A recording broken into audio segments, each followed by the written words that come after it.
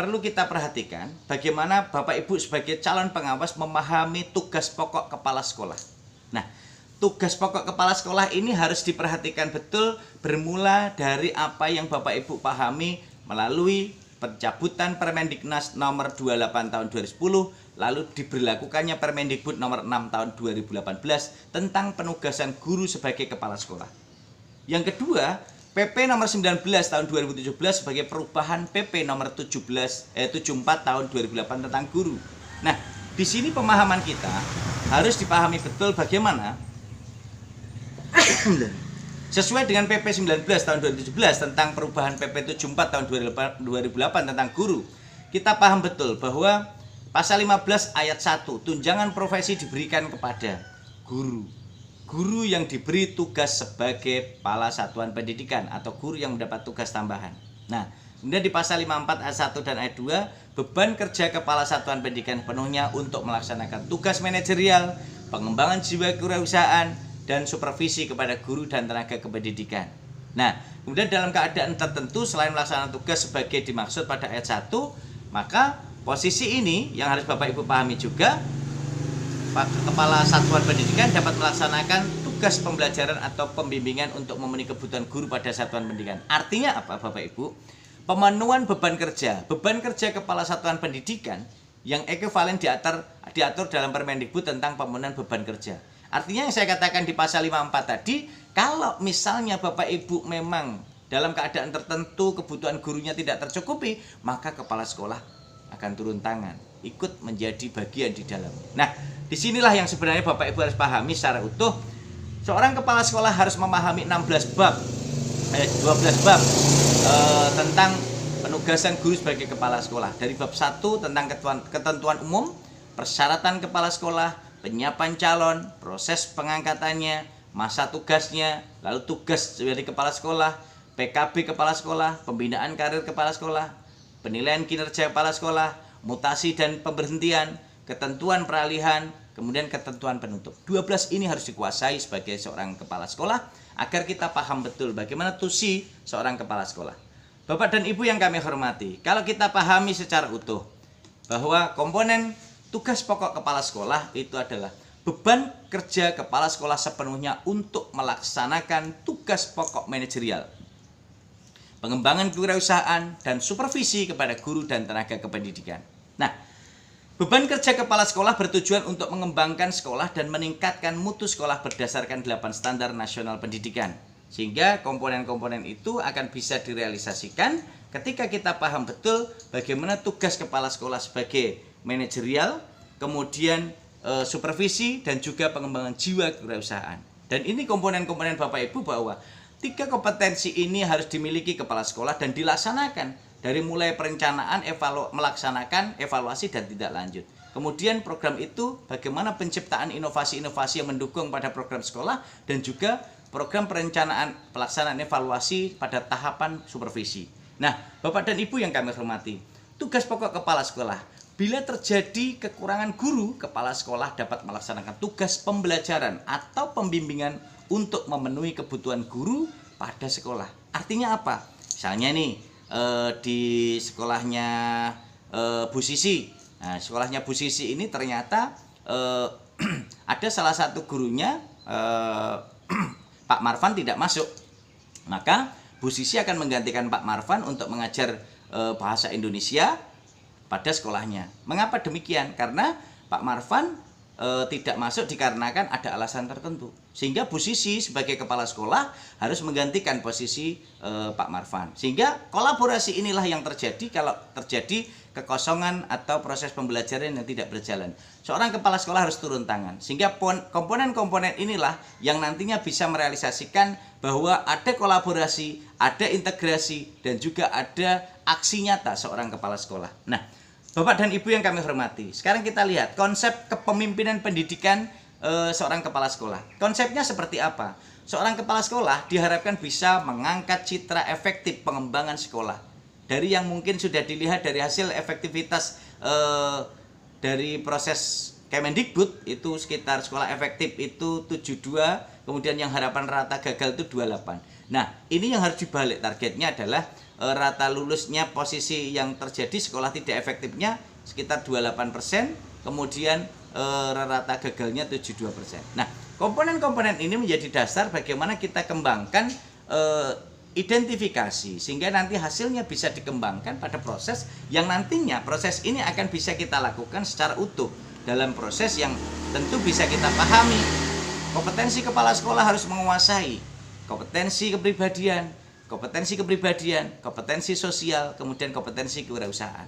Nah, kalau itu bisa kita lihat, tentu ada dua hal yang harus dikuasai oleh kepala sekolah, yakni kompetensi manajerial dan kompetensi supervisi.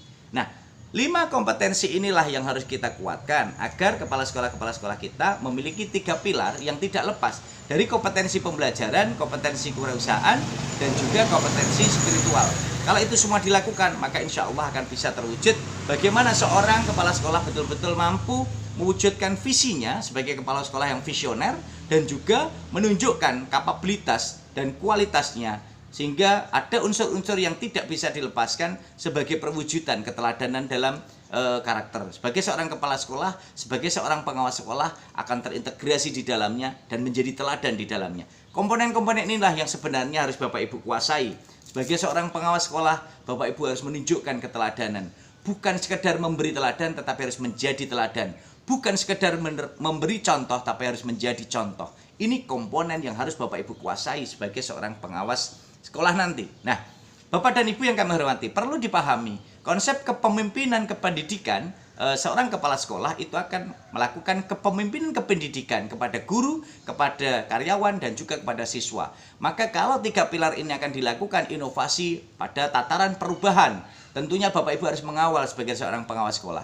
Kepala sekolah akan melakukan perubahan dalam bidang mindset SDM-nya, sarprasnya, kemudian juga inovasi-inovasi yang lain. Maka kalau itu dilakukan, maka terjadilah perubahan-perubahan yang masif dan itu akan memberikan komponen nyata dalam kehidupan berpendidikan untuk masyarakat pendidikan. Nah, Bapak dan Ibu yang kami hormati, lalu kita lihat peran kepemimpinan kepala sekolah dalam pengembangan kompetensi.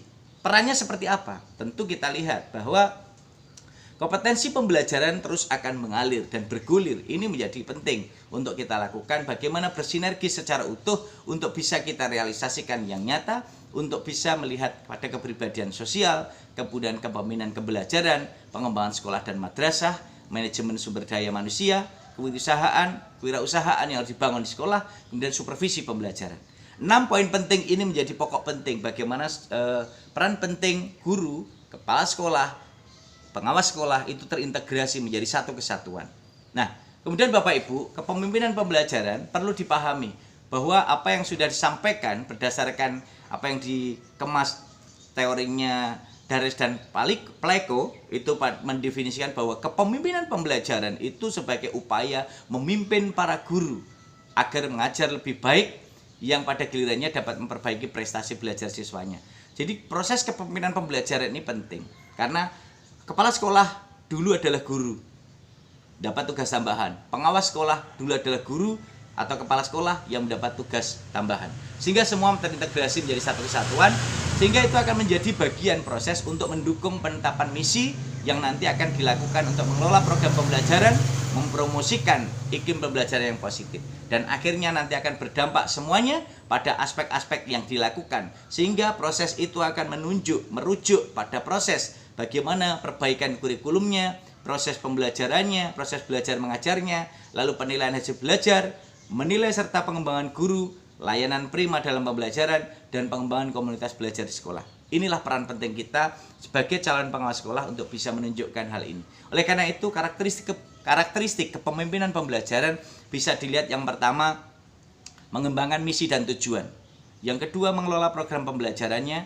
Yang ketiga, mengelola iklim pembelajaran akademisnya. Yang keempat, mengembangkan fungsi produksi pendidikan. Yang kelima, mengembangkan lingkungan kerja yang kondusif. Kalau 5 komponen ini kita lakukan secara utuh, maka insya Allah akan menghasilkan pola pengembangan yang nyata. Dan itu memberikan kontribusi untuk bisa mengimplementasikan dalam pembelajarannya dengan cara apa? Merumuskan dan mengartikulasi tujuan pembelajaran. Ini penting. Yang kedua, mengarahkan dan membimbing pengembangan kurikulum. Yang ketiga, membimbing pengembangan dan perbaikan proses pembelajaran. Kalau ini dilakukan secara utuh, maka akan diperlukan upaya lanjutannya, yakni mengevaluasi kinerja guru dan mengembangkannya. Itu bisa dilihat dari PKG dan PKB-nya. Membangun komunitas pembelajaran bisa dilakukan dari pusat sumber belajar yang dilakukan melalui gerakan literasi sekolah, melalui kegiatan-kegiatan yang integrasi, dan akhirnya menerapkan kepemimpinan visioner dan situasional. Ini menjadi penting harus kita lakukan untuk bisa merealisasikan itu. Kemudian melayani siswa dengan prima. Komponen-komponen inilah yang sebenarnya Bapak Ibu harus kuasai sebagai calon pengawas sekolah untuk bisa melaksanakan tugas pokok dan fungsinya, yakni untuk bisa menerapkan karakteristik kepala sekolah yang efektif. Bapak Ibu sudah mengalami semua, untuk menjadi pengawas sekolah tentu akan bisa mampu melihat di dalamnya. Membangun warga sekolah agar pro perubahan, mengubah mindsetnya, mengubah SDM-nya, mengubah sarana prasarananya, mengubah visinya untuk menjadi lebih baik dan lebih baik menyesuaikan dengan perkembangan zaman. Membangun teamwork atau selalu saya katakan super team, bukan superman, yang kompak, karena itu akan menjadi kekuatan yang luar biasa.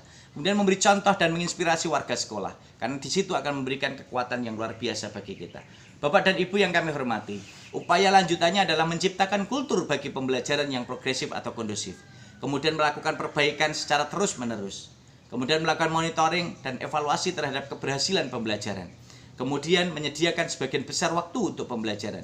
Inilah komponen-komponen yang harus kita lakukan secara utuh agar kita betul-betul mampu menjadi pengawas sekolah yang inspiratif, yang kreatif, yang motivatif, dan akhirnya nanti gerakan-gerakan idealis kita akan bisa kita realisasikan secara nyata kalau itu komponen-komponen kita laksanakan. Bapak dan Ibu yang kami hormati, sebagai seorang kepala sekolah, tentu Bapak Ibu akan bisa melihat komponen-komponen nyata saat merencanakan, melaksanakan, dan mengevaluasi.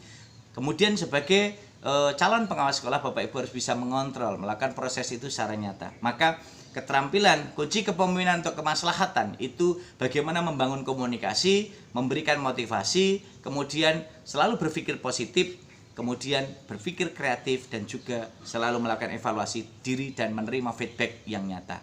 Bapak dan Ibu yang kami hormati, saya ingin katakan bahwa untuk bisa merealisasikan kunci kepemimpinan untuk kemaslahatan itu selalu saya katakan lakukan 5B. Yang B pertama selalu bersilaturahmi. B yang kedua berkomunikasi, B yang ketiga berkolaborasi, B keempat adalah beraksi, B kelima berliterasi dengan Ratu Lisa, rajin menulis dan membaca. Karena dengan rajin menulis dan membaca kita akan selalu mengupdate pengetahuan kita, cakrawala wawasan kita. Dan disitulah kekuatan kita, menjadi kepala sekolah, menjadi pengawas sekolah, menjadi guru, menjadi siapapun. Kita akan selalu berubah mindsetnya, mengikuti perkembangan zaman dan sesuai kebutuhan. Dan kita akan selalu bersinar seperti bintang, bulan, dan matahari yang selalu menyinari bumi baik tampak maupun tidak tampak oleh manusia. Itu semua menjadi program kemaslahatan kita bahwa kita akan menjadi yang terbaik di antara yang baik. Ingat pesan Pak Harvan dalam novelnya Laskar Pelangi, kalian harus memiliki keberanian dan pantang menyerah menghadapi tantangan macam apapun. Dan ingat, hiduplah untuk memberi sebanyak-banyaknya, bukan untuk meminta sebanyak-banyaknya. Itulah yang bisa saya berikan. Semoga Bapak dan Ibu betul-betul bisa menjadi pengawas sekolah yang hebat dan bermanfaat. Bapak Ibu menjadi pengawas sekolah yang sejati, yang betul-betul mampu memotivasi dan menginspirasi. Bapak Ibu bisa menjadi pengawas sekolah bermartabat yang maslahat untuk umat. Semoga Bapak Ibu senantiasa berkiat, berinovasi, dan berkreasi untuk bisa merealisasikan ide dan gagasannya menjadi pengawas sekolah abad 21 yang keren, hebat, dan luar biasa. Dan tentu Bapak Ibu akan bisa menunjukkan kapabilitasnya bersama-sama. Inilah komitmen kita bersama-sama. Mari kita teriakkan yel-yel kita. LPD pasti, FKIP UNS bagus. LPD FKIP UNS pasti bagus, luar biasa. Terima kasih, saya kira itu yang bisa saya sampaikan. Selamat mengikuti diklat dan semoga lancar, sukses sampai selesai. Terima kasih, saya kembalikan kepada Mas Iwan. Assalamualaikum warahmatullahi wabarakatuh.